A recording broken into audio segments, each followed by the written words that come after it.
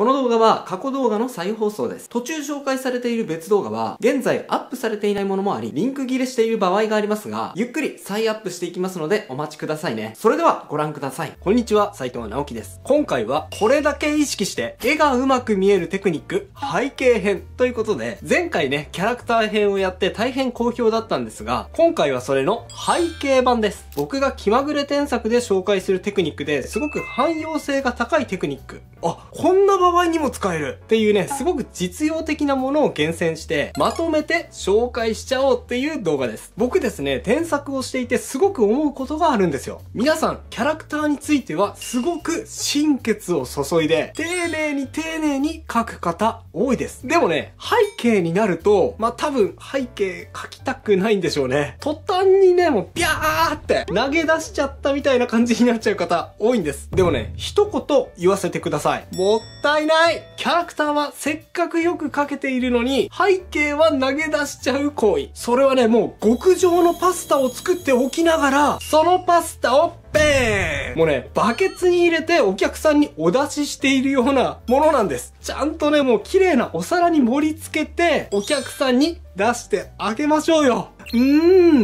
ボーノ。今回の動画を見ていただければ、背景を描いたのになんか見栄えがしない。そんな時に何を意識すれば見栄えが良くなるのか知っていただけて、あなたの絵の完成度を圧倒的にアップさせるためのヒントにしていただけると思います。ぜひ最後までお付き合いください。それでは早速行ってみましょう。集中線をぐにゃっと曲げる。皆さんのイラストの見栄えを飛躍的にアップさせるための背景テクニック。集中線構図というのを以前紹介したのを覚えているでしょうか？こちらのイラストですね。これは以前の動画、すぐ使える絵が上手く見えちゃう構図教えちゃいますで紹介した前後感強調構図の一例なんですが、そこでこんな風にキャラクターの後ろに向かって集中線を描くと、キャラの動きや躍動感が表現できるような絵になるよというお話をしました。ほら、集中線がないのと比較すると、ものすごく躍動感がアップするでしょ。で、今回はこれの応用編です。今紹介したキャラのすぐ後ろに向かって集中線を引くのは、比較的近距離の動き。だって踏み込んで敵に飛びかかるとか、そういう一瞬の動きを描くときには有効なんですが、ギューンみたいな、結構長い時間早く動いているような動きを描くときには、ちょっとね、そういう印象になりづらい場合があるんですよ。そんな時にはどうするのかっていうと、なんと集中線を途中でぐにゃっと曲げるというテクニックが有効です。どういう時に使うかっていうと、例えばこんなイラストです。こちらは気まぐれ添削81で紹介したイラストです。オリジナルキャラのリッカちゃんが雪の結晶とともに美しく描かれている力作ですね。すごく可愛く体の動きも魅力的に描かれているイラストなんですが、このイラスト、宇宙の向こうからギューンとこっちに向かってきているような動きが読み取ることができると思うんですが、集中線が直線的なのと、それと画面のほぼ真ん中に向かって集中線が走っているので、結構近距離でぐんぐんとこっちに向かってきているような印象になっているんですよね。なんだろう、例えば、ウルトラマンのね、変身シーンとか、そういうシーンにはこういう構図使われていますよね。そこまで移動距離は伴わないで、でっかく進化、変身みたいなね。そういう演出にはこの構図効果的だと思うんですが、ちょっとね、このイラストに適用するには違った意味合いも含まれてしまうので、少しだけね、ミスマッチに感じました。なので僕はこのように添削させていただきました。いろいろとね、変更を加えている部分あるんですが、大きく変えている部分としては、この集中線の向きに注目してみてください。集中線が向かっていく位置を画面中央のキャラクターのすぐ後ろにするのではなく、この集中線をぐにゃーっと途中で曲げてあげる。それに沿ってこのエフェクトを描いてあげることで、ほら、短距離ではなく画面の奥の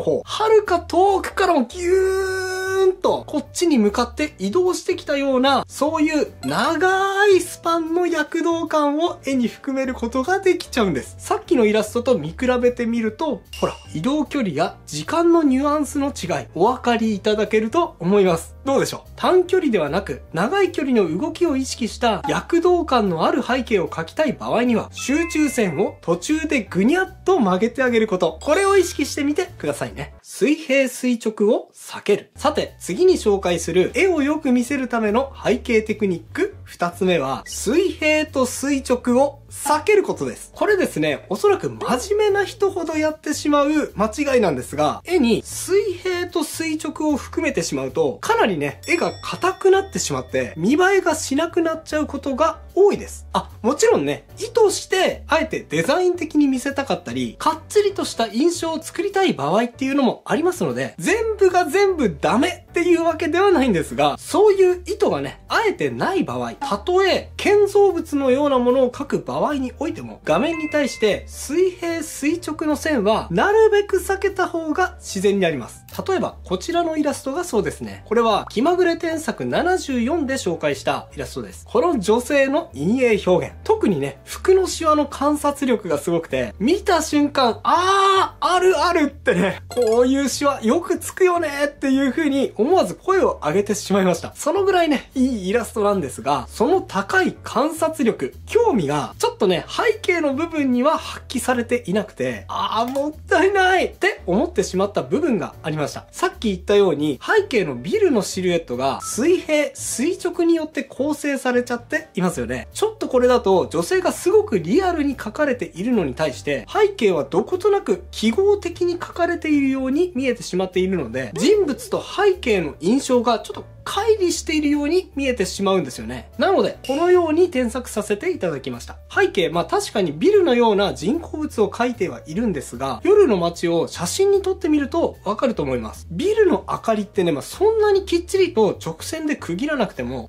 例えばこんな感じでぼやーっと書き込んでいっても、十分にビルの明かりだっていう風に伝わるんですよね。というかね、むしろこんな風に光が侵食して、周りの建造物に影響を与えているように描いていく方が、街が息づいている様子を表現できますし、背景にピントが合っていない分、人物により注目させることができます。たとえ人工物であっても、そんなに直線って意識しなくてもいいんですね。ただね、そうは言っても、直線を描かなきゃいけない場合っていうのもあると思います。例えば、こんなイラストがそうですね。こちらは気まぐれ添削76で紹介したインドネシアの方が送ってくださったイラストなんですが、オリジナルキャラのディバちゃんが元気にポーズをとっているのが印象的なイラストですよね。キャラはすごくよく動きをかけているんですが、背景がとてもきっちりと直線で構成されています。これね、しょうがない部分もあって、鳥居とかあとは階段とかね、モチーフがすべて直線で構成されているようなイラストじゃないですか。なのでね、このモチーフを選択した時点で直線は避けられない運命にあるんですけど、そんな時にも工夫の仕方があります。はい、こちらは僕が添削したイラストです。先ほどのイラストと見比べてみると、なんとなく直線の印象が和らいだのがお分かりいただけるのではないでしょうか。いかがでしょう？これ何をやったかっていうと、一言で言うと、直線を隠すということをやりました。添削後はですね、大きく分けて2つの方法で階段の直線、鳥居の直線を隠すような工夫を施してあります。まず1つ目。これはね、分かりやすいと思うんですが、手前に何かを置くことで直線を隠しております。例えばこの桜の枝。これを置くことで階段の横のラインを隠しておりますね。そして手前に舞い散っている桜の花びら。これもあえて階段の横の直線の印象を和らげております。そしてさらに目を凝らすと、これ気づく人は気づくと思うんですが、この右上から差し込んでくる光のエフェクトですね。これによってもほんのりと横線の印象を弱くしていますね。で、直線を隠す方法、2つ目は何かというと、これわかるかな？言われると、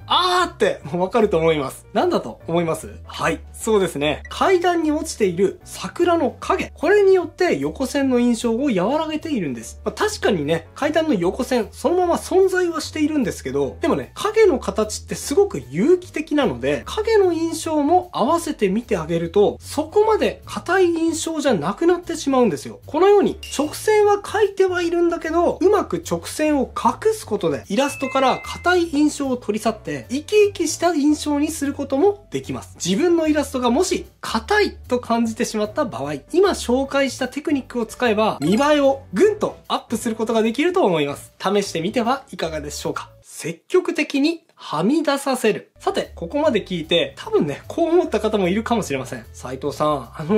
いつも思うんだけど、斉藤さんの紹介するテクニックって、いつも中級者とか上級者向けのテクニックが多めなんだよ。なんかもっとさ、初心者がすぐに取り入れられるような、パパッとやってもちゃちゃっと見栄えがアップできるような、なんかそういう簡単なやつを教えてくれよって。はい、すいません。確かにね、今紹介したテクニック、特に2つ目のやつはちょっと難しかったかもしれませんね。でもね、最後に紹介するテクニックはもう至ってシンプル。簡単です。それは何かというと、はみ出させる。というテクニックです。背景に書くもの。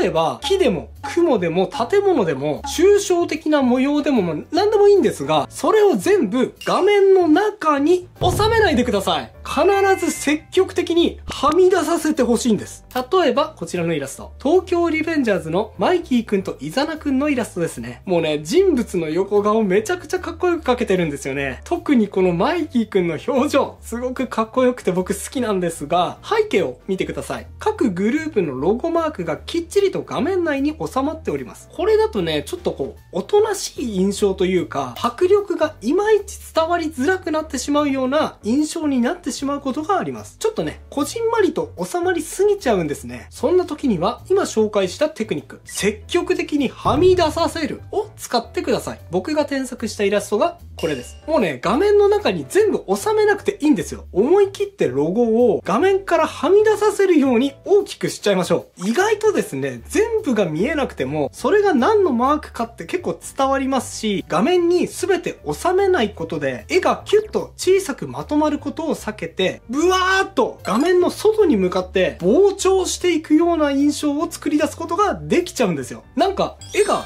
大きく見えるでしょ？今紹介したのはロゴマークでしたが、これはその他のモチーフ、ビルとか木とか雲とか、もう何でもそうです。積極的に画面からはみ出させることで、外に向かってイメージを広げて、絵を大きく見せることができちゃいます。ぜひこの考え方、取り入れてみてはいかがでしょうか。以上が今日僕が伝えたかったことです。いかがだったでしょうか。また今回は、絵をうまく見せるための背景の描き方のテクニックでしたが、キャラクターを描くときに意識すると良いテクニックを紹介した動画。キャラクター、これだけで絵はうまく見えます。3選もおすすめです。興味があればこちらも合わせてチェックしてみてくださいね。それではまた次回の動画でお会いしましょう。バイバイ。ということで再放送をお届けしました。いかがだったでしょうか。新チャンネルのチャンネル登録と高評価もよろしくお願いします。